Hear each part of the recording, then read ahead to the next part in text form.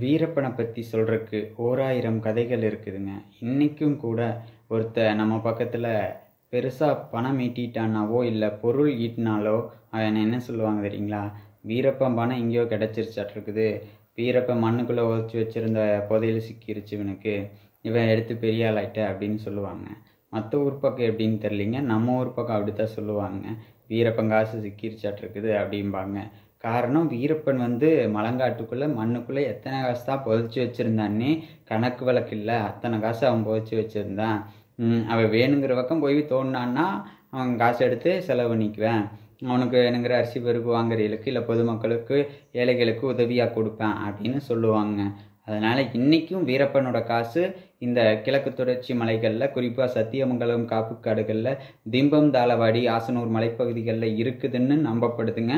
பொதுமக்கள் கிட்ட இன்றைக்கும் அந்த கதைகள் உலவிக்கொண்டே இருக்குதுங்க. வீரப்பன் இருந்தாலும் மறைந்தாலும் வீரப்பனோட கதைகள் என்றும் மக்களிடையே உலவிக்கொண்டே இருக்குங்க. அதன் மூலம் வீரப்பன் என்றும் வாழ்ந்து கொண்டே இருப்பாருங்க.